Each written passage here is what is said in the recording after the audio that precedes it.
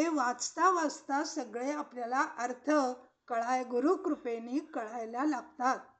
गुरुकृपा झाल्यानंतर म्हणजे स्वतःचा असा अभ्यास हा करायचाच असतो. परंतु जर गुरुकृपा नसेल तर जन्म अभ्यास केला तरी सगळे अर्थ जसे गुरुकृपेने उलगडतात तसे उलगडतीलच याची गॅरंटी नाही. म्हणून गुरुकृपा ही केवलम, कृपा ही केवलम, कृपा ही केवलम.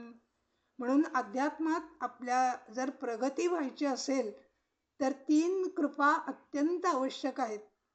गुरुकृपा आहे, भगवंताची कृपा आहे आणि आत्मकृपा, आपलीच आपल्यावर असलेली कृपा म्हणजे आपल्या असलेला आत्मविश्वास. आणि हा आत्मविश्वास कशामुळे येतो?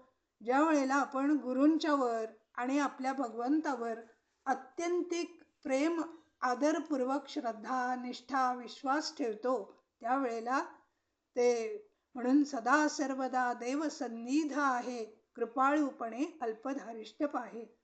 त्यामुळे सदैव तो आपल्या जवळच आहे आणि तो अत्यंत कृपाळू आहे, अत्यंत दयाळू आहे, अत्यंत स्नेहाळू आहे. आणि आपल्याला मात्र थोडंसं काही संकट आलं, काही एवढाच त्या रोग झाला की आपण लगेच चरफडतो. मी एवढे वर्ष एवढं केलं आणि मला असं का झालं वगैरे म्हणून आपण त्या परमेश्वराला म्हणा, गुरुना म्हणा, लगेच दोष द्यायला लागतो. कारण आपला स्वभाव हा खरंच अगदी कृतघ्न आहे आणि दुसऱ्याला आपल्या कुठल्याही दोषाचं, पापाचं खापर दुसऱ्यावर फोडण्यात आपण अत्यंत कुशल आणि वाकबगार आहोत. परंतु आपलेच जे काही कर्म असतं त्यानुसार प्रत्येकाला प्रारब्ध हे भोगावंच लागतं आणि त्या प्रारब्ध भोगण्याला बल किंवा सामर्थ्य मिळण्यासाठी केवळ केवळ आणि केवळ गुरुकृपा आणि प्रभुकृपा, आत्यंतिक भक्ती, आत्यंतिक श्रद्धा, विश्वास, निष्ठा. आणि आता पुढे आणखी त्या अंजनाचं आणि काय होतं ते सांगतात. गुरुपदरज मृदु मंजुलांजन, नयनामृतदृग दोष विभंजन, तत्कृत विमल विवेक विलोचन, वर्णिन रामचरित भवमोचन. तेव्हा हे गुरुपद रजाचं जे अंजन आहे ते कसं आहे? अत्यंत मृदू आहे आणि अत्यंत मंजुल, म्हणजे अजिबात डोळ्याला खुपणारं नाही, डोळ्याला कुठल्याही प्रकारचा त्रास न होता अत्यंत सुखावह, शीतल करणारं असं हे गुरुपदरजरूपी अंजन आहे. आणि हे जणू काही डोळ्यांना अमृतासारखा फायदा देतं, फळ देतं किंवा त्याप्रमाणे या डोळ्यांवर ते उपचार करतं. आणि त्याने काय होतं तर दृग दोष विभंजन, दृष्टीचे जे जे म्हणून काही दोष आहेत, डोळ्यांचे जितके जितके म्हणून रोग आहेत ते सगळे याच्यामुळं निघून जातात. मग ते कोणाला रांजणवाड्या होतात, कोणाला ते काय फूल पडलं म्हणतात, कोणाला काचबिंदू आहे, कोणाला मोतीबिंदू आहे, हे तर सामान्य झाले. परंतु मुख्यत्वे इथं त्यांना सांगायचं आहे की दृग्दोष म्हणजे दृष्टीने हे सगळं जग हे राममय आहे अशी एक अद्वैत दृष्टी हळूहळू त्या शिष्याला यायला लागते ज्या वेळेला. आणि म्हणून दृग्दोष विभंजन असा शब्द वापरलाय, विशेष प्रकारानं भंजन करून सगळ्या दोषांचं या डोळ्याला म्हणजे या दृष्टीला, ही दृष्टी शिष्याची गुरुकृपेनं इतकी सुधारते की त्याला सगळीकडे राममय दिसायला लागतं, सगळं जग रामतत्वच सगळं दिसायला लागतं. आणि म्हणून तत्कृत विमल विवेक विलोचन, वर्णिन रामचरित भवमोचन. आणि हे सगळं म्हणजे त्या सद्गुरूंच्या चरणकमलावरचे पराग आहेत, त्यातली सुरुची आहे, त्यातला सरस आहे, अमृतमय चूर्ण आहे. ती रज म्हणजे शंकरांच्या अंगावरचं भस्म आहे. त्या भस्माने आपला मनरूपी आरसा, मनबुद्धिरूपी आरसा स्वच्छ केला.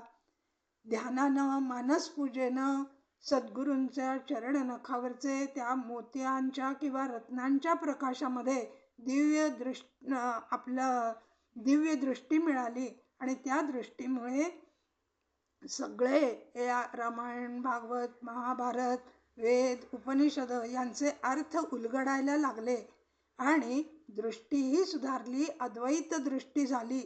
आणि अशा प्रकारच्या विमल विवेकाने माझा विलोचन, हा दिव्य लोचन, आता दिव्य दृष्टी मला आलेली आहे, माझा हा ज्ञानचक्षु उघडलेला आहे आणि त्याच्यामुळे त्या आधारावर वर्णिन रामचरित भवमोचन, त्या आधारावर मी आता हे रामचरित, रामगुणगाथा ही, आणि ही कशी आहे, भवमोचन, या संसाराचे पाश तोडून टाकणारी, संसाराची आसक्ती मातीमोल करणारी अशी ही रघुनाथ गाथा आहे.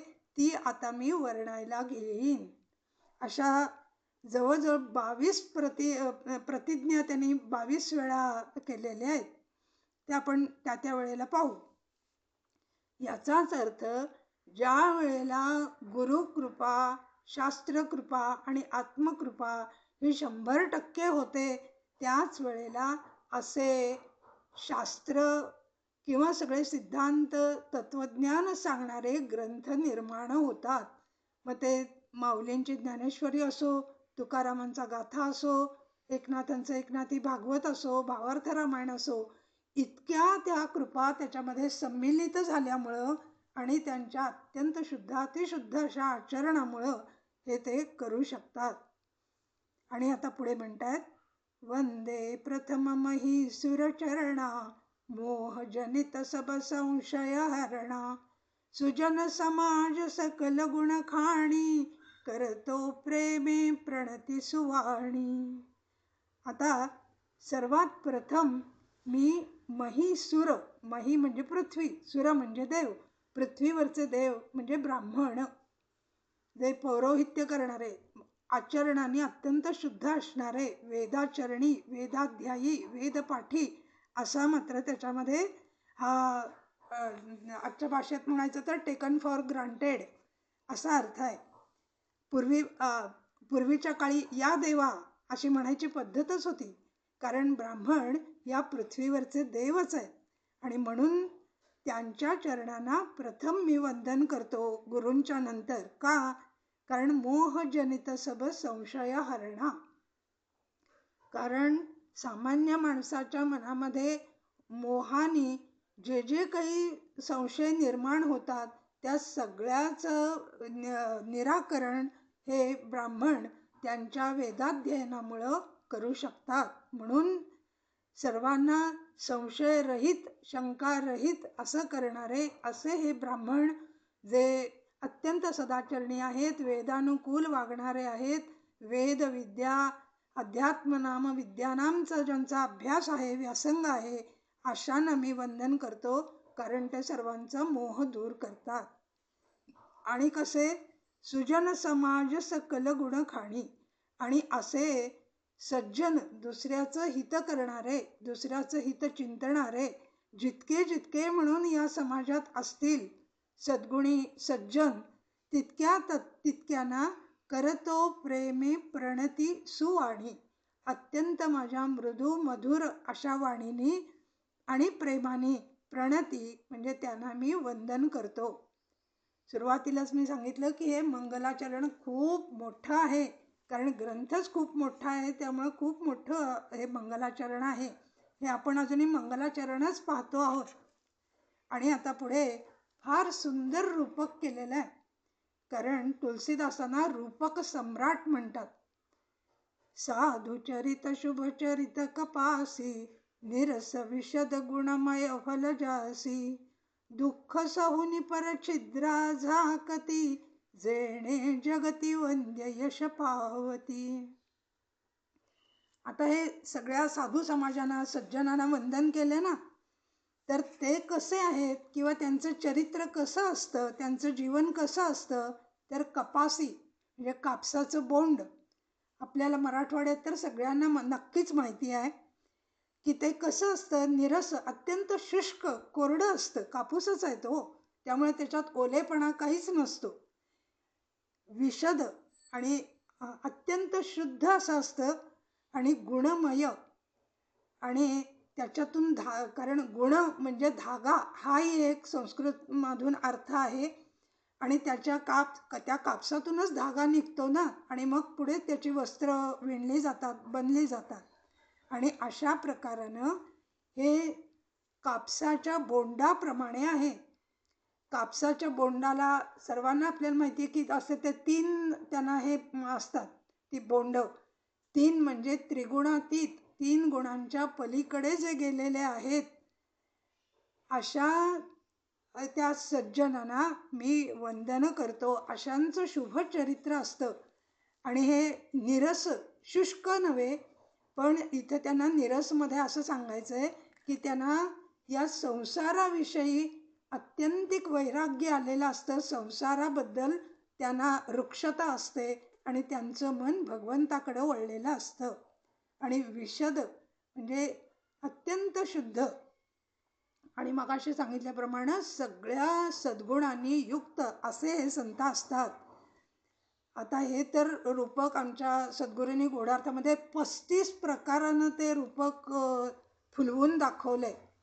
कारण याचं बीज म्हणजे त्यांचे माता पिता, मग ते वाढणं, त्याला खत पाणी देणं म्हणजे माता पित्यांचे संस्कार, मग त्याला ते बोंड येणं आणि त्याचे ते फुलणं म्हणजे त्रिगुण, आणि त्याच्यातून तो पिंजून पिंजून कापूस काढणं म्हणजे पिंजून पिंजून त्या मनावर किंवा बुद्धीवर चढणारे वारंवार जे काही विषय आणि विकार आहेत ते पिंजून पिंजून पिंजून दूर करून शुद्ध कापूस त्याच्यातून मिळवणं. अशा प्रकारानं त्यांचं ते चरित्र असतं. आणि याच कापसापासून बनलेलं कापड काय करतं, तर दुःख सहुनी पर छिद्रा झाकती. ज्या वेळेला आणि ते कापड बनल्यानंतर ते शिवताना सुईनं त्याला अनेक भोकं पाडली जातात, परंतु ती सगळी आनंदानं सहन करून ते आपण कपडा कशासाठी वापरतो, आपले काही दुसऱ्यांना न दिसणारी जे काही आपले अंतर अवयव आहेत ते दुसऱ्यांना दिसू नयेत, अंतर्वस्त्र, अंतर अवयव, म्हणून ते सगळे झाकण्यासाठी. म्हणजे स्वतः दुःख सहन करतात आणि दुसऱ्याचा वाईटपणा, त्याची छिद्र, त्याचे जे काही दोष आहेत, त्याचे जे अवगुण आहेत ते हे सज्जन लोक आपल्या गुणांनी आणि आपल्या कृपेने त्याच्यावर आवरण घालून ते झाकून टाकतात. जेणे जगती वंद्य यश पावती. आणि म्हणूनच या दुसऱ्याच्या छिद्रांना झाकण्याच्या गुणामुळं ते कापड सर्वांना अत्यंत आवडतं. आणि म्हणून अशा प्रकारानं ज्या वेळेला तो कपडा आपण प्रथम वापरण्यापूर्वी आधी देवापुढं ठेवतो, म्हणजे पूर्वीचा काळ, नवीन कपडा आपण काहीही धारण करायचं की देवापुढं ठेवायचं, त्याला हळदी कुंकू लावायचं, अशी एक पद्धत होती.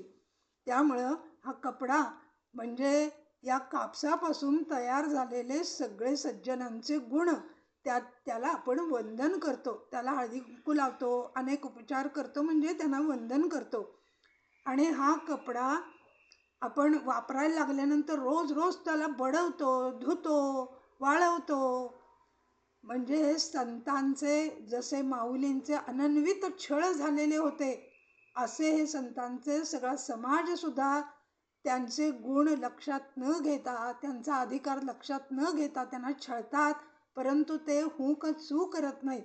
अख्ख्या ज्ञानेश्वरीत अगदी पसायदानापर्यंत कुठं ओझरता सुद्धा उल्लेख माऊलीने केला नाही आहे की माझा असा छळ झाला.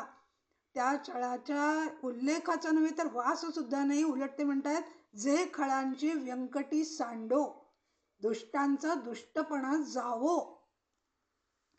आणि अशा प्रकारानं दुसऱ्यांचं दुःख हे त्यांनी केलेला छळ सहन करत ते असं आपलं जीवन आचरण करत असतात.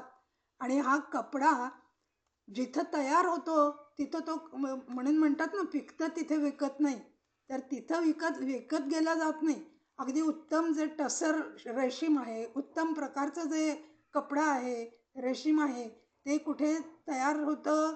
काश्मीरमध्ये, बंगालमध्ये. आणि आपल्याकडे जे एवढ्या दूर विकायला येतं. म्हणजे सज्जन असे जर अत्यंत शुद्धातिशुद्ध असतील तर त्यांची कीर्ती दिगंतात पसरते, की अगदी देशात परदेशात बाहेर सुद्धा त्यांची कीर्ती पसरते. हा एक गूढार्थ तिथं आहे.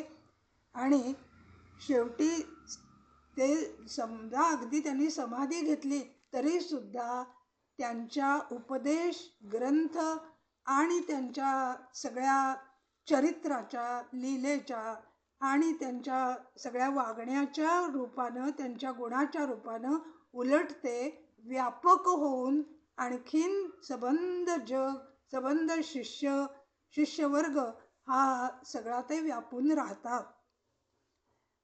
आणि आता मात्र अतिशय सुंदर असं रूपक आहे, की ज्याला प्रयाग, आपण जे आता सध्या नुकताच माघ मेळा झाला, कुंभमेळा, तर त्या प्रयागाचं सुंदर रूपक त्यांनी केलेलं आहे. मुद मंगलमय संत समाजही, जो जगी जंगम तीर्थराजही, राम भक्ति जिथ धार भागीरथी, ब्रह्म विचार प्रचार सरस्वती, विधि निषेधमय कलिमल हरणी, कर्म कथा ती भानुनंदिनी, वेणी हरिहर कथा विराजे, श्रवत सकल मुद मंगल दाजे, वट विश्वास अचल निज धर्मा, गणा तीर्थपती साज सुकर्मा. हा जो तीर्थराज प्रयाग आहे तो आपल्याला तिथे जावं लागतं. मग जे वृद्ध आहेत, रोगी आहेत, ज्यांच्याकडे धन नाही, निर्धन आहेत किंवा अव्यंग आहेत, अशांना ते जाता येत नाही. परंतु संत रूपी मोबाईल प्रयागराज, सगळ्यात तीर्थांचा राजा, संत रूपी हे प्रयागराज हा सहज उपलब्ध होतो. तुमच्यावर उपकार करण्यासाठी तो तुमच्यापर्यंत येऊन पोचतो. आणि हा आता प्रयागराज कसा आहे?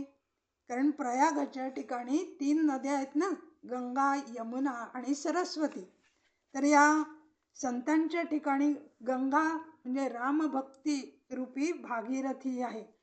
राम भक्ती जिथ धार भागीरथी, ब्रह्म विचार प्रचार सरस्वती. आणि सरस्वती जी गुप्त आहे आजच्या प्रयागमध्ये सुद्धा, ती या संतांच्या ठिकाणी ब्रह्मज्ञान जे आहे, अध्यात्म नाम विद्यानाम, ती त्यांच्या ठिकाणी गुप्त असते. म्हणजे उठसूट उगीच ते प्रत्येकाला ब्रह्मज्ञान देत बसत नाही. खऱ्या अर्थानं जिज्ञासेनं अत्यंत हृदयाच्या कळवळ्यातून काकुळतीनं जेव्हा विचारलं जाईल त्यावेळेला ते ब्रह्मविचाराचा उपदेश करतात. एरवी उगीच आपलं वाटणे फुटाणे वाटल्यासारखं ब्रह्मज्ञान वाटत बसत नाही.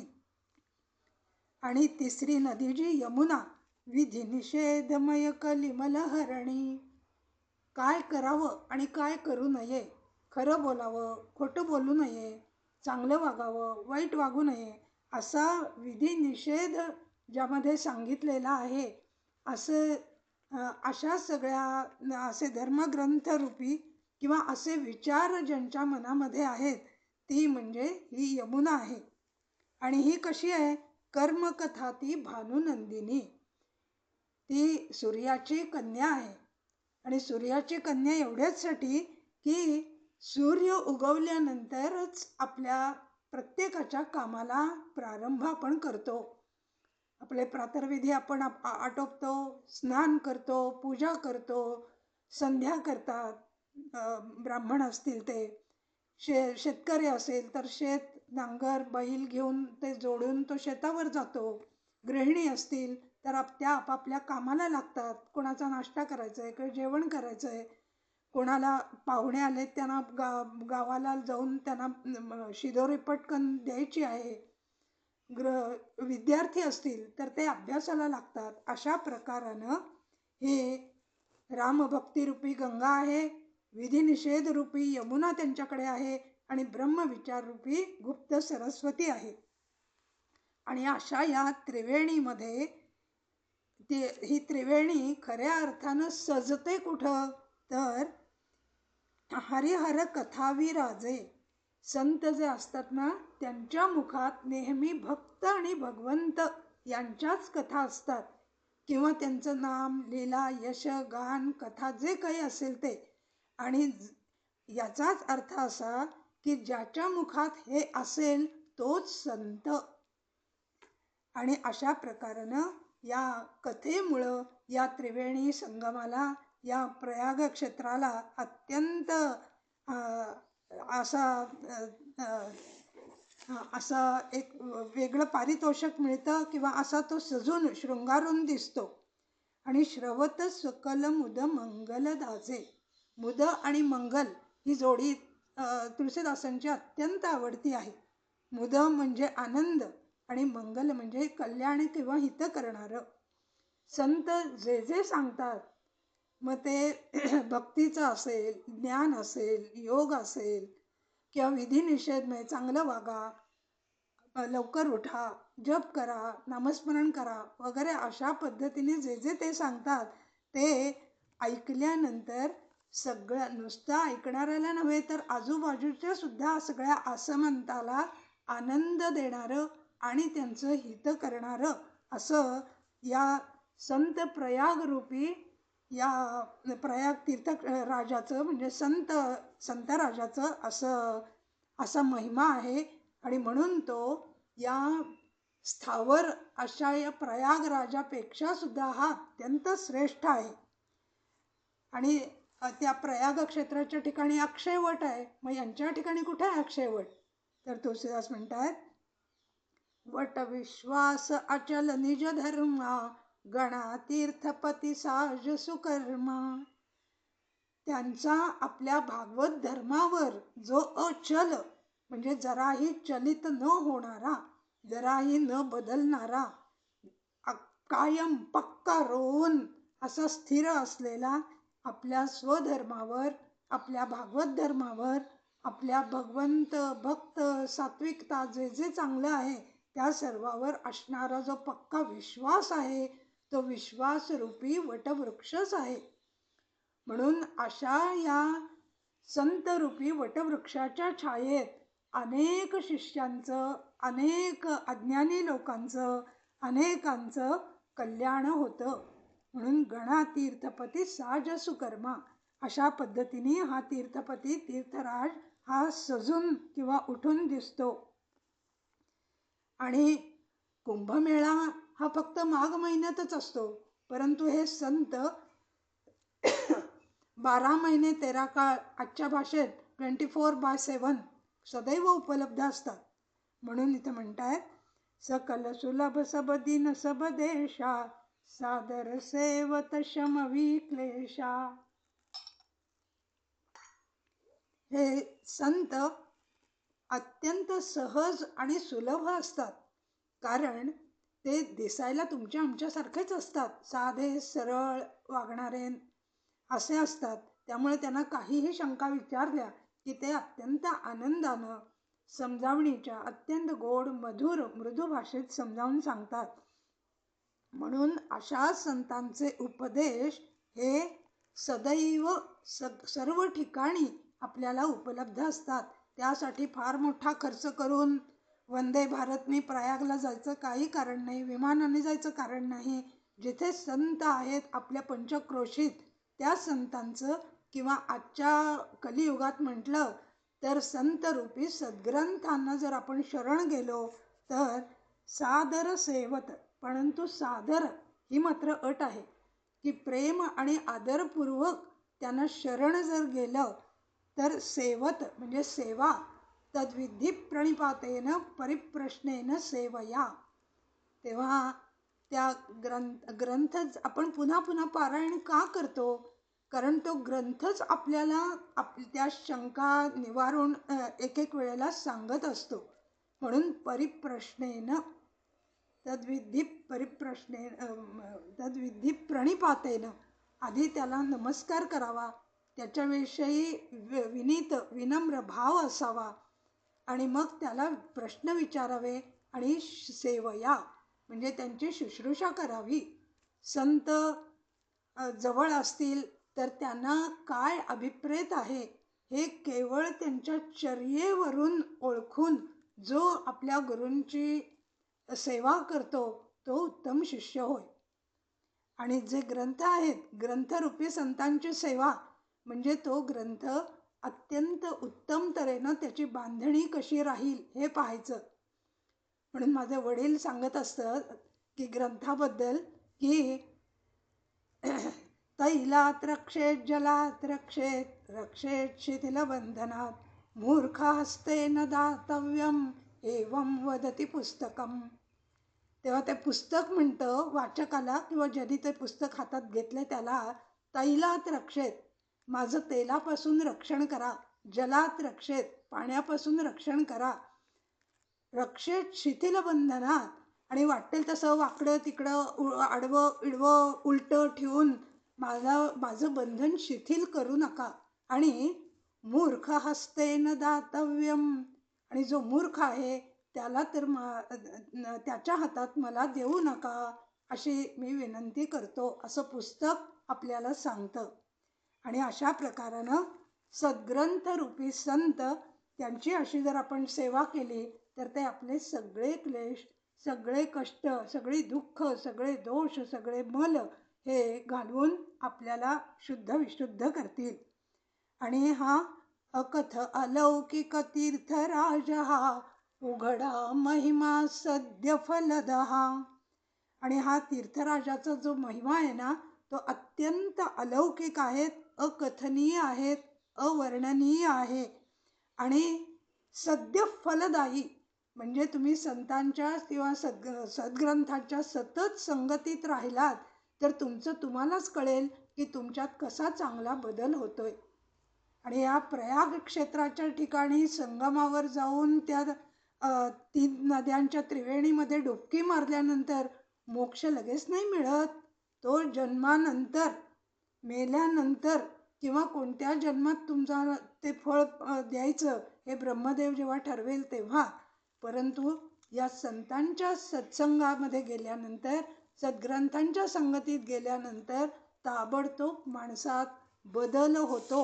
आणि कसा बदल होतो ते आता पुढे ते सांगतायत. तेवढा दोहा मी वाचते, त्याचा अर्थ सांगते आणि मग पुढचं आपण पुढच्या प्रवचनात पाहू.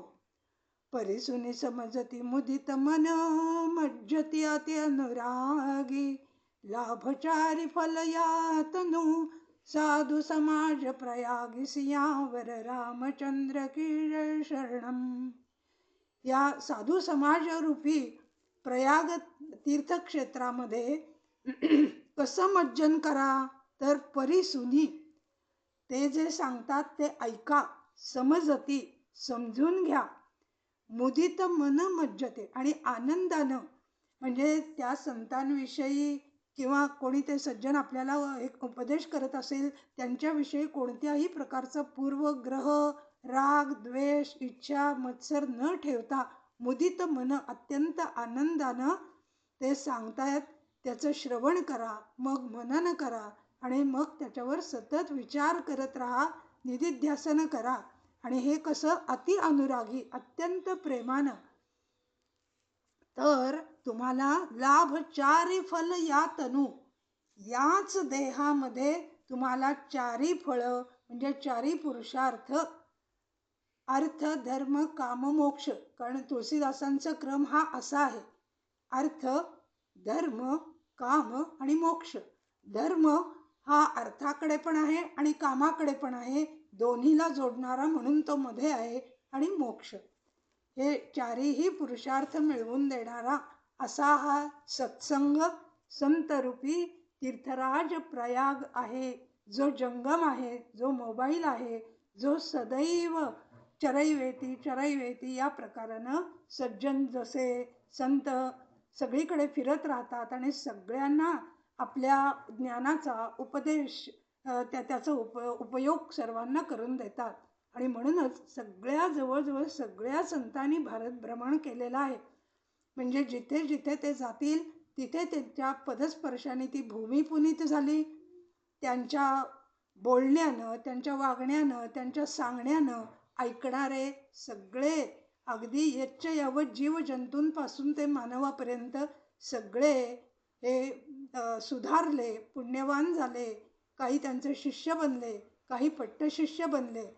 अशा प्रकारानं हा साधू समाज प्रयाग कसा आहे हे आणखीन थोडंसं पुढे आता चौपायात आपण पुढच्या प्रवचनात पाहू. आज इथेच शब्दांना विराम देते. नान्या स्पृहा रघुपते हृदये स्मदीये सत्यं वदामि च भवान् अखिलान्तरात्मा भक्तिं प्रयच्छ रघुपुङ्गव निर्भरां मे कामादिदोषरहितं कुरु मानसं च. जय जय रघुवीर समर्थ. जय श्री कृष्ण.